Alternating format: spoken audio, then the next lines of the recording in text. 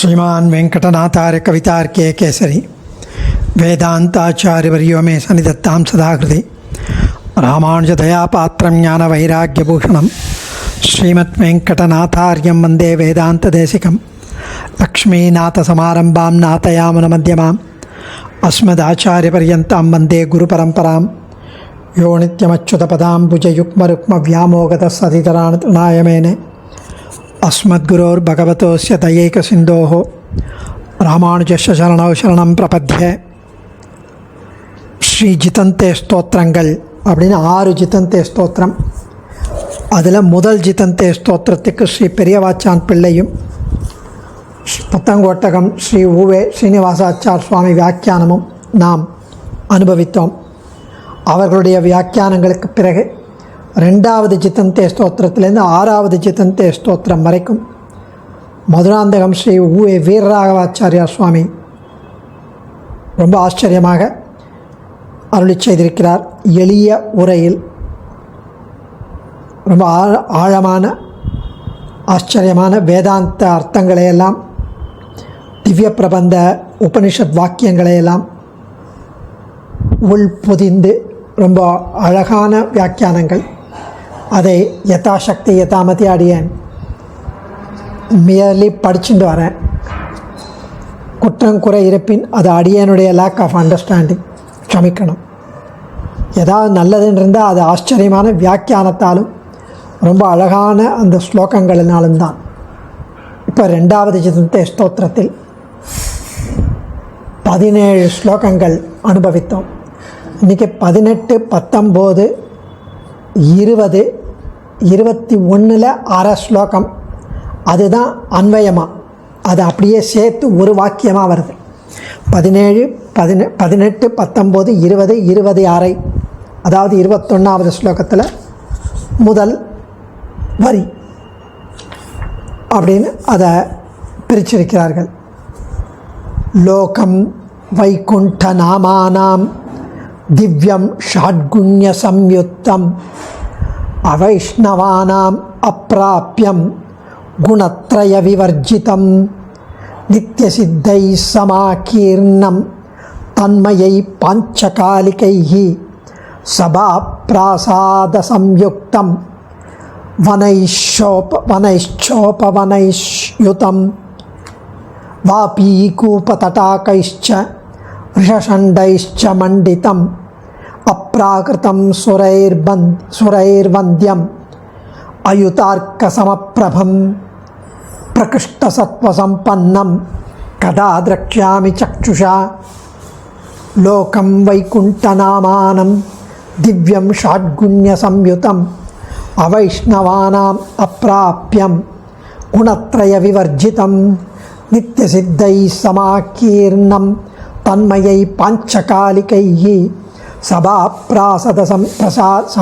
பிராசாத சம்யுக்தம் வனைஷ்சோபவனைஷ்யுதம் வாபீகூபதடாகைश्च ரிஷஷண்டைश्च மண்டிதம். அது 2 பாடம். ரிஷஷண்டை சுமண்டிதம்னு ஒன்று, ரிஷஷண்டைश्च மண்டிதம் அப்படின்னு 2 பாடங்கள். அப்ராகிருதம் சுரைர்வந்தியம் அயுதார்க்க சமப்பிரபம் பிரகிருஷ்டசத்வசம்பன்னம் கதா திரக்ஷ்யாமி சக்ஷுஷா. கதா திரக்ஷ்யாமி சக்ஷுஷா, எப்போ கண்ணால் பார்க்க போகிறேன். வைகுண்ட நாமானாம், கடைசியில் பாருங்க, வைகுண்ட நாமானாம், அந்த வைகுண்டம் என்று பெயர் பெற்றதான லோகம், அந்த வைகுண்ட லோகத்தை கதா திரக்ஷ்யாமி சக்ஷுஷா, எப்போ என் கண்ணால் பார்க்க போகிறேன் என்று இயங்குகிறார். இந்த ஸ்ரீ வைகுண்ட லோகத்தை அடியேன் என்றுகோலோ கண்குளிர காணும் நாளே, என்றைக்கு நான் பார்க்க போகிறேன் அப்படின்னு இயங்குகிற ஸ்லோகம். அதுக்கு முன்னாடி ஸ்ரீ வைகுண்ட லோகத்தை பற்றி தெரிவிப்பது. ஸ்ரீ வைகுண்ட லோகம், அதுவும் இதெல்லாம் உபனிஷத்துலேயே இருக்குது. இந்த வாக்கியங்கள்லாம் ஸ்ரீ வைகுண்டம் எப்படி இருக்கும், அதனுடைய விவரணங்கள் எல்லாம். ஸ்ரீ எம்பெருமானார் ஸ்ரீ வைகுண்ட கத்தியம் அப்படின்னு 3 கத்தியங்கள், சரணாகதி கத்தியம், ஸ்ரீரங்க கத்தியம், வைகுண்ட கத்தியம், கத்தியத்ரயம். அதில் 3வது ஸ்ரீ வைகுண்ட கத்தியம். அதை ராத்திரி உறங்க போகும் முன் யோகம் செய்யும்போது அனுசந்தானம் பண்ண வேண்டும்னு சான்றோர்கள் பெரியோர்கள் சாதித்துள்ளனர். சுவாமி தேசிகனும் அருளி செய்துள்ளார். அதை ராத்திரி படுத்துக்க போகும்போது வைகுண்ட கத்தியம் சேவிக்கணும். எம்பெருமானை சரணமடைய வேண்டும் என்பதை விதித்து பிறகு தினம் அதை நினைக்க வேண்டும் என்பதை எம்பெருமானாரே ராமானுஜரே இதில் அருளியுள்ளார். இதில் ஸ்ரீ வைகுண்ட லோகத்தை பற்றிய வர்ணனம் இருக்குது ஸ்ரீ வைகுண்ட கத்தியத்தில். அது இந்த ஜிதந்தே ஸ்தோத்திரத்தை மாதிரியே தான் இருக்கும். அது இல்லாமல் உபனிஷத் வாக்கியங்கள் படி இருக்கும். ஸ்ரீ வைகுண்டம் என்பது மிகப்பெரிய உலகம். அது அந்தமில்லாத ஒரு நாடு. அதுக்கு எல்லையே கிடையாது. அந்த பக்கம் எல்லை கிடையாது, இந்த பக்கம் எல்லை இருக்குது. அதாவது இந்த பிரபஞ்சத்துக்கும் ஸ்ரீ வைகுண்டத்துக்கும் நடுவில் விரஜா நதி அப்படின்னு ஒரு நதியாம். அந்த ஸ்ரீ வைகுண்டம் என்ற மிகப்பெரிய நாடு இந்த பிரபஞ்சத்தை போல 3 மடங்கு பெருசுன்னுவான் திரிபாத விபூதி. அந்த ஸ்ரீ வைகுண்ட நாட்டில் ஸ்ரீ வைகுண்ட நகரம்னு ஒன்று இருக்குது. அந்த நகரத்துக்கு நடுவில் பெரிய கோயில் ஒன்று இருக்குது. அது கிட்டத்தட்ட 1 கோடி யோஜனை சுற்றளவு, 1 கோடி மைல்னு வச்சுக்கோங்களேன். அது மாதிரி சுற்றளவு. 4 பக்கத்திலும் கோபுர வாசல்கள். இந்த கோயிலை சுற்றிய அநேகமான மதில்கள், ராம்பட் வால்ஸ், மதில் சுவர்கள். அவைகளை பிராகார சதசகசிராவிரத்தேன்னு வைகுண்ட கத்தியத்தில் ஸ்ரீ பாஷ்யக்காரர் சாதித்திருக்கிறார். கணக்கிட முடியாத பிராகாரங்கள்.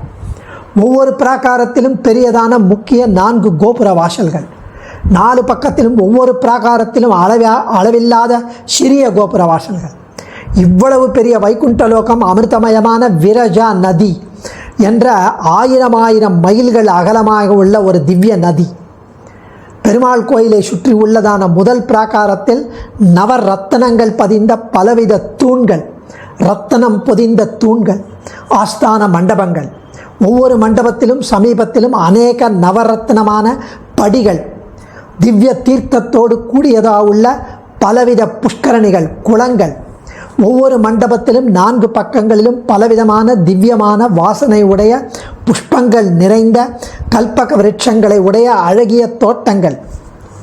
இப்படி அழகான மண்டபங்களும் வர்ணிக்க முடியாத அநேகமான மிருகங்கள், பட்சிகள் என்று விளையாட்டு கிரகங்கள், 1000 நந்தவனங்கள், அதாவது கார்டன் பெருமாளுக்குன்னு, 1000 பிராட்டுக்குன்னு, 1000 2 பேருக்கு சேர்த்து விளையாடுறதுக்குன்னு, மயில், கிளி நிறைய விருட்சங்கள், மரங்கள் 4 பக்கங்களிலும் அளவில்லாமல் இருக்கிறது. அப்போ ரொம்ப அழகாக அங்கே வர்ணிக்கிறார். அத்தனையும் இங்கே இந்த இடத்துல ஸ்ரீ வைகுண்ட லோகமானது ஸ்வயம் பிரகாசம். லோகம் வைகுண்ட நாமானாம் திவ்யம் ஷாட்குண்ய சம்யுதம். திவ்யம் ஸ்வயம் பிரகாசம், தானே பிரகாசிக்கும் லோகம் இது. ஷாட்குண்ய சம்யுதம், ஞானம், பலம், ஐஸ்வர்யம், வீரியம், சக்தி, தேஜஸ் என்ற 6 குணங்களின் பிரகாசத்தோடு கூடியது. அவைஷ்ணவானாம் அப்பிராப்பியம், வைஷ்ணவர் அல்லாதவர்களுக்கு, அதாவது விஷ்ணு பக்தர் இல்லாதவர்களுக்கு அப்பிராப்பியம், செல்ல முடியாதது இது. விஷ்ணு பக்தனாக இருந்தால் தான் அங்கே போக முடியும். சரணாகதி பண்ணி வைஷ்ணவனாக ஆனாதான் அங்கே போக முடியும். பிறவி பெருங்கடல் நீந்துவர் நீந்தார் இறைவனடி சேராதார். இறைவனடி சேரலைன்னா பிறவி பெருங்கடல் நீந்த முடியாது. சேர்ந்தையானா நீந்து போகலாம். அப்படியே அவைஷ்ணவானாம் அப்பிராப்பியம், வைஷ்ணவர் அல்லாதவர்க்கு செல்ல ஒண்ணாத இடம் இந்த ஸ்ரீ வைகுண்ட லோகம். குணத்ரய விவர்ஜிதம். சத்வம், ரஜஸ், தமஸ் போன்ற குணங்கள் இங்கே கிடையாது. இந்த சத்வம், ரஜஸ், தமஸ் இதுதான் முக்குணங்கள். இந்த முக்குணங்கள் ஒரு ஆச்சரியமான திரவியம். அது 3 குணங்கள். இந்த புண்ணிய பாப ரூப கர்மவசியர்களின் சுக துக்கங்களை அனுபவிப்பதற்கு ஏற்ற சரீரமாக விளங்குவது இந்த முக்குணங்களால் சேர்ந்த பிரகிருதி. இந்த சத்வகுணம்ங்கிறது மிக உயர்ந்த குணம். இது சேத்தனர்களுக்கு உண்மையான ஞானத்தை உணர்த்த வல்லும். ரஜோகுணம் என்பது சேத்தனர்களுக்கு, நம்மை போன்றவர்களுக்கு ஆசை, துன்பம், விபரீத ஞானம் இதெல்லாம் உண்டாக்கும். ஆசை, கோபம் இதெல்லாம் உண்டாக்கும். தமோகுணம், தமஸ் அப்படிங்கிறது உறக்கம், சோம்பல், ஒரு டல்லாக இருக்கிறது, கவனம் இல்லாமல் இருப்பது, இதெல்லாம் காரணம். இந்த சமமான குணத்திரயங்களுக்கு ஆசிரியமான திரவியம் பிரகிருதி மண்டலம். ஸோ இந்த 3 குணமும் நம்மக்கிட்ட இருக்குது. இந்த 3 குணத்தினுடைய ஏற்றத்தாழ்வினால் நமக்கு அப்பப்போ நல்ல மூடில் இருக்கும், இல்லைன்னா தூக்க கலக்கமாக இருக்கும், இல்லைன்னா ஆசை கோபம் அதெல்லாம் இருக்கும் இப்படி. ஆனால் ஸ்ரீவைகுண்டத்தில் இந்த 3 குணமும் கிடையாது. சுத்த சத்வகுணம், பியூரஸ்ட் சத்வகுணம், அதான் குணத்ரய விவர்ஜிதம்.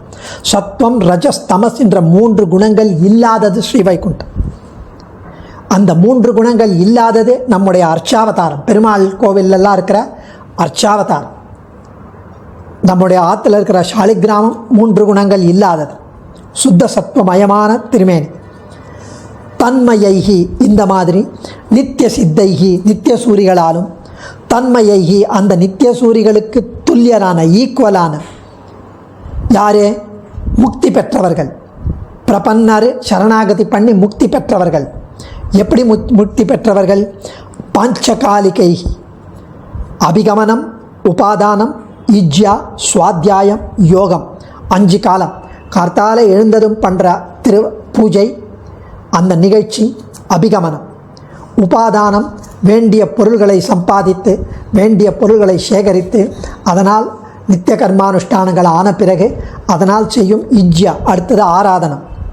சுவாத்தியாயம் அதுக்கு சாப்பிட்ட அப்புறம் பிரசாதம் எல்லாம் ஸ்வீகரிச்சுட்ட பின்னர் பெருமாளுக்கு அம்சே பண்ண பிரசாதத்தை ஸ்வீகரித்த பின்னர் சுவாத்தியாயம். அந்த சமயத்தில் காலக்ஷேபமோ ராமாயணம் வாசிக்கிறதோ திவ்ய பிரபந்தம் சேவிக்கிறதோ இந்த மாதிரி. அப்புறம் சாயங்காலம் சாயம் சந்தியாவந்தனம் முடிந்ததும் பிரசாதம் ஸ்வீகரித்த பின்னர் யோகம்.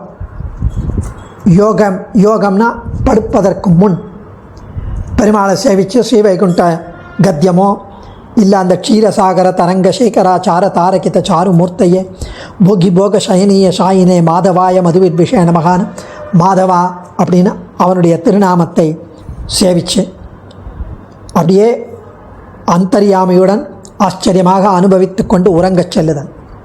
இப்படி 5 கால கைங்கரியங்களை செய்து சரணாகதி பண்ணவர்கள் முக்தி பெற்றால் அது முக்தாத்மாக்கள். நித்தியசூரிகளுக்கு ஈக்குவல் பாஞ்சகாலிகை சமாகீர்ணம் இவர்கள் நிறைந்த இடம் அந்த ஸ்ரீவைகுண்டம். நித்தியசூரிகளும் முக்தாத்மாக்களும். சபா பிரசாத சபா பிரசாத சம்யுக்தம் ஆஸ்தான மண்டபம். பல கோயில்கள் பல கோபுரங்கள் கூடியதாய் வனைஷ்ச உபவனைஷ்ச யுதம். வனைஷ்ச உபவனைஷ்ச யுதம் அப்படின்னா வனம் காடுகளும் தோட்டங்களும் சேர்ந்திருக்கிற இடம். வாபி கூப்ப தட்டாக்கைஷ்ச நடை வாவி ஆச்சரியமான கால்வாய்களும் கிணறுகளும் குளங்களும் இருக்கும் இடம்.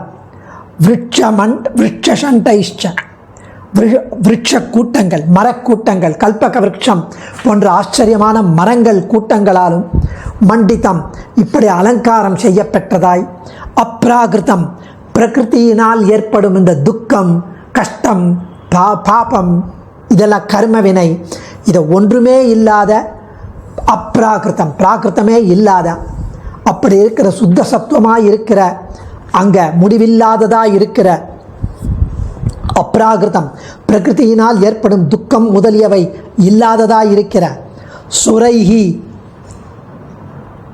நித்தியசூரிகளால் துதிக்கத்தக்கது. வந்தியம் அயுதார்க்க சமப்பிரபம் 10,000 சூரியர்களுக்கு ஒப்பான ஒளி உடையதாய். அயுதார்க்க சமப்பிரபம் ஒரு 10,000 1000 கோடி சூரியர்கள் சேர்ந்திருக்கிறா போல ஒளி உள்ளதாய். பிரகிருஷ்ட சத்வ சம்பன்னம் சுத்த சத்வமயமுமான வைகுண்ட நாமானாம் ஸ்ரீ வைகுண்டம் என்று பெயர் பெற்றதுமான லோகம் அந்த உலகத்தை கதா திரக்ஷாமி சக்ஷுஷா எப்பொழுது பார்க்கப் போகிறேன் என்னுடைய கண்ணால்.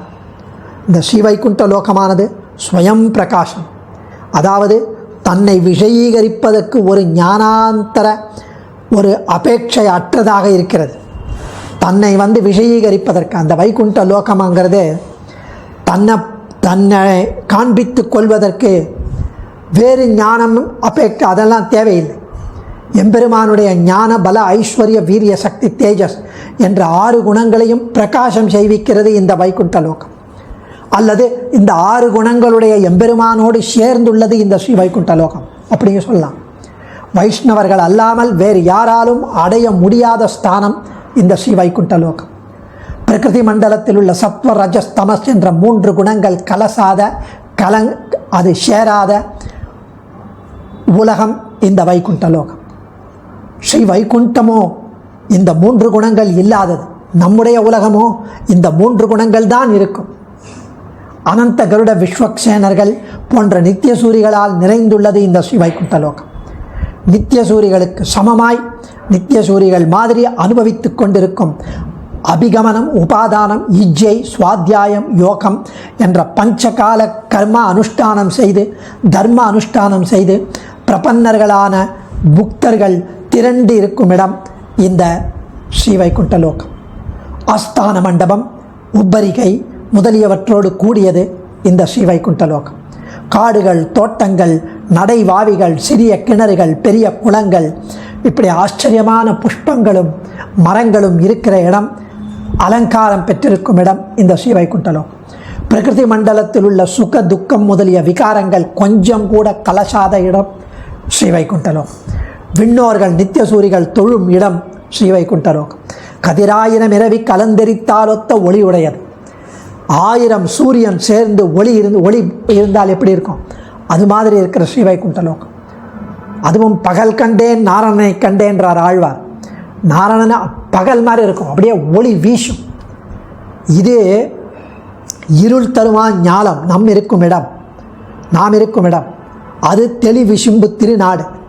அப்படியே தெளிந்த, அப்படியே பகல் மாதிரி இருக்கும், சுத்த சத்துவமயமானது. இப்படிப்பட்டதான ஆச்சரியமான அத்தியுதமான ஸ்ரீ வைகுண்ட லோகத்தை அடியேன் என்றுகொலோ கண்குளிர காணும் நாளே என்கிறார். தன்யோஸ்மி. ஆச்சாரியன் திருவடிகளே சரணம்.